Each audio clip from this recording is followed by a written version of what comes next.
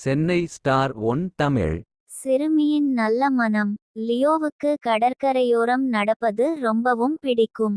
மழை இல்லாத நாட்களில் எல்லாம் தினம் காலையில் கடற்கரையோரம் நடக்க வந்து விடுவார்.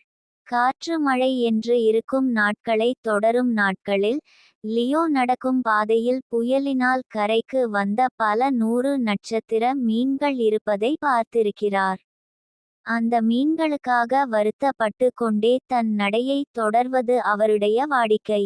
அன்றும் அப்படி புயலடித்து ஓய்ந்த பின் லியோ கடற்கரைக்கு வந்திருந்தார். எப்போதும் போல பல மீன்கள் மணலில் இருந்தன.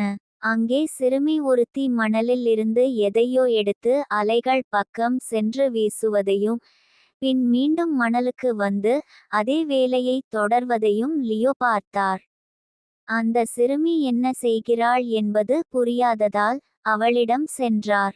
என்ன செய்கிறாய்? எதை எடுத்து கடலில் வீசுகிறாய்? என்று லியோ அவளிடம் கேட்டார். நட்சத்திர மீன்கள் புயலினால் கரைக்கு வந்துவிட்டன.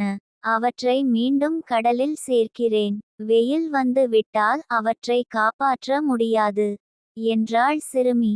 இங்கே பல நூற்றுக்கணக்கான மீன்கள் இருக்கிறதே, உன்னால் எல்லாவற்றையும் காப்பாற்ற முடியுமா? இது வேண்டாத வேலை.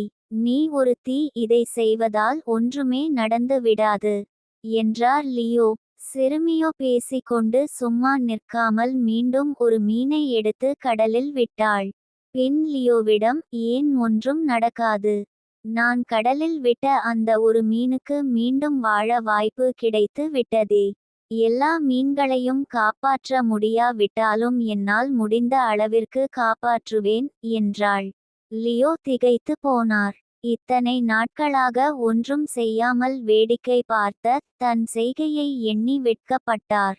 சிறுமியைப் போல அவரும் ஒதுங்கி இருக்கும் மீன்களை காப்பாற்றும் முயற்சியில் ஈடுபடலானார். கருத்து: சிறிய அளவிலான செயல்களின் மூலமாக பெரிய அளவான வித்தியாசங்களை ஏற்படுத்த முடியும்.